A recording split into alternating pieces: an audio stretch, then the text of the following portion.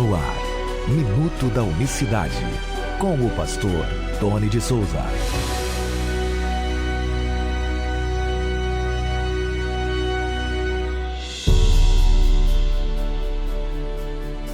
Olá, queridos, graça e paz, Deus abençoe você nesta manhã de quinta-feira, 17 de junho de 2021, 17 de junho, Deus abençoe você.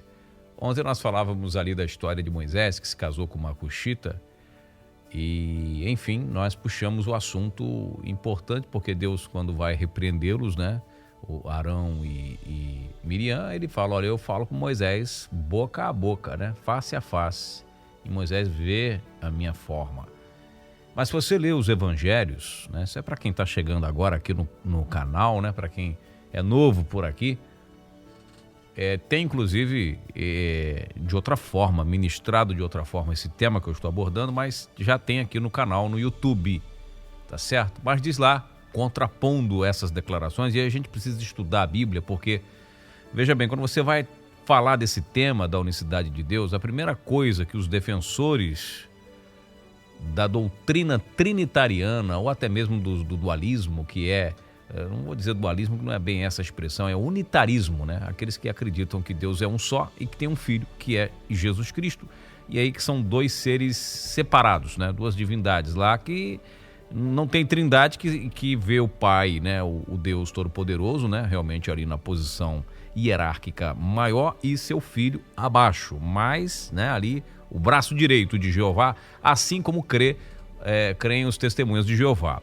Partindo desse pressuposto, partindo dessa tese, nós temos aqui a declaração, e eles usam, inclusive os trinitarianos, desse argumento que fala, está escrito, está narrado lá no Evangelho de João, capítulo 1. João diz assim: Deus nunca, olha a expressão que João usa, Deus nunca foi visto por alguém. João 1,18. O Filho unigênito que está no seio do Pai, esse o revelou. Então, tá aí, o Filho unigênito, que aí, Filho unigênito, ele quando você entende a questão do unigênito, ele amplia seu horizonte muito, muito mais além do que você simplesmente entender que ele é o único filho. Tá? Então, e é uma grande mentira, um descabimento teológico sem tamanho, porque Jesus não pode ser o único filho de Deus, porque todos aqueles que creram no seu nome, deu-lhes o direito de serem feitos filhos de Deus. Aí seria uma outra contradição. Então, Deus nunca foi visto por ninguém, por alguém, ninguém viu Deus, ninguém. Então, isso aí é fato segundo narra o evangelista. Aí o tema como é complexo, isso aqui é tema para simpósio, isso é tema para palestra, isso não é tema superficial para conversa de porta de igreja quando acaba o culto trocando ideia, não é conversa para isso, não é conversa para 5 minutos, não é conversa de colega de trabalho na hora do almoço, não é, porque esse tema é longo, a gente está resumindo aqui para te pontuar que não é simples assim. Não é simples, não se resolve isso assim, mas o tema é amplo, eu vou deixar de falar muitas coisas aqui. Mas você veja, por exemplo, uma declaração que contraria isso do profeta Isaías, que ele diz assim, ó: então disse eu, ai de mim, pois estou perdido, porque sou homem de lábios impuros e habito no meio de um povo de impuros lábios, mas os meus olhos viram o Rei, o Senhor dos Exércitos. Ele diz aqui que os olhos dele viram Jeová dos Exércitos. Isaías 6, versículo 5. Veja aí que situação realmente que a gente... Peraí, João, você não está alinhado com o que disse Isaías, João. Porque você diz que Deus nunca foi visto por ninguém. Isaías declara, confirma que viu e que ia morrer. Ai de mim que estou perecendo, estou perdido, né? Outras traduções, ai de mim que estou perecendo, eu vou morrer porque eu vi o Rei, eu sou um homem pecador e meus olhos viram o Rei, o Senhor dos Exércitos. Então veja que não é um tema fácil, porque você vai pegando versículos, né? Ah, você está pegando versículos. Não, a gente está falando do tema, se viram ou se não viram, então a gente vai pegar versículos, passagens, textos em que há os prós e os contras, porque é assim que você resolve o tema. Lendo a questão da contradição, aliás, é uma ferramenta, né? É uma figura muito importante, a figura literária da contradição.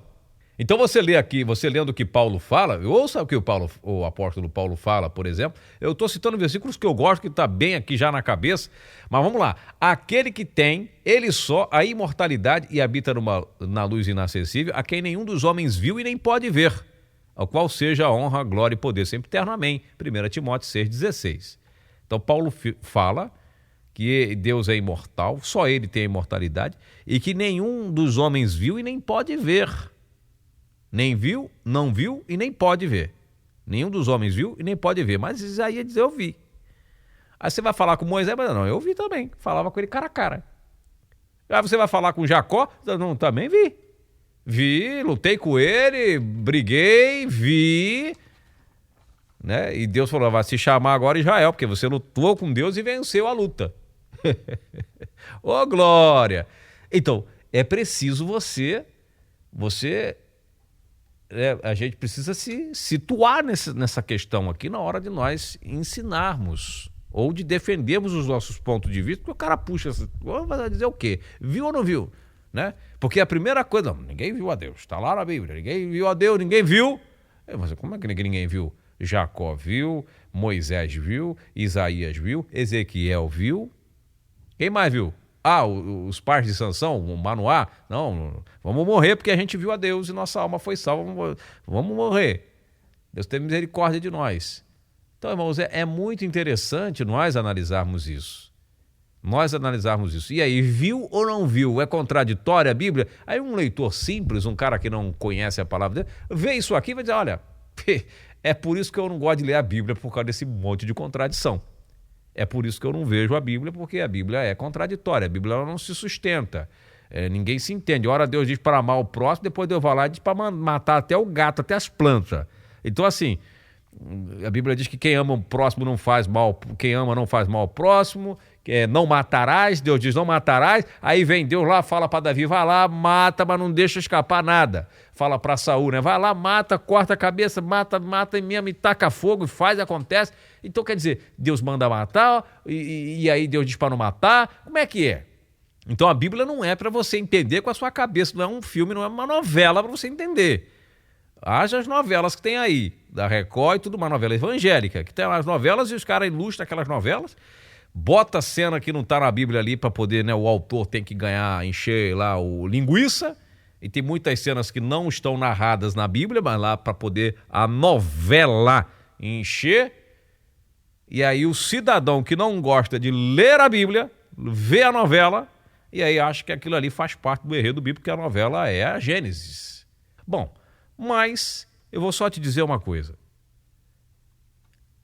O detalhe que Paulo fala, aquele que habita na luz inacessível, só ele tem a mortalidade e habita na luz inacessível, na sua glória, no seu trono, na sua glória, com a sua glória, em toda a sua glória, em sua totalidade. Aquilo que João vê lá em Apocalipse capítulo 1. Caiu morto aos seus pés porque os seus olhos eram como chama de fogo, aquela coisa. Daquele jeito, ninguém consegue. Ninguém consegue. Mas como é que Isaías viu? Deus permitiu que ele visse e a sua alma foi salva. Deus o protegeu. Ele não viu na sua glória, que ninguém consegue ver. Entende? Moisés pediu a Deus para ver a glória dele. Então, quando Deus dizia que falava com ele face a face, é porque falava mesmo. Mas ele fala, minha glória, se você ler lá o Êxodo capítulo 33, Moisés pede para ver a glória, quer ver Deus do jeito que é lá, sem tirar nem pôr. E assim não consegue. Então, às vezes que Deus falava, entrava numa nuvem, Deus, né?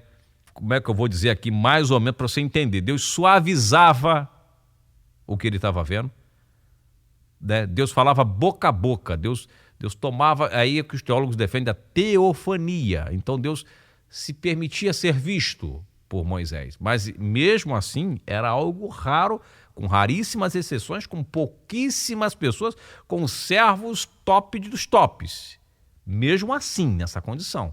E que ele fala para Miriam, lá que nós lemos ontem no texto, olha, vocês não falam comigo dessa forma, ele fala comigo cara a cara, então para ele um privilégio a mais. Entende? Assim você vai entender como que funciona, mas na glória, na sala mesmo, lá entrar lá e ver ele na sua glória, ninguém consegue ver, não consegue. Entende? É o que Paulo fala, aquele que só tem a mortalidade e habita na luz inacessível. Então naquela luz você não entra. Nem pode ver. Não dá para ver habitado lá, na sua habitação, lá na sua sala do trono, com a sua luz inacessível. Aí não vê.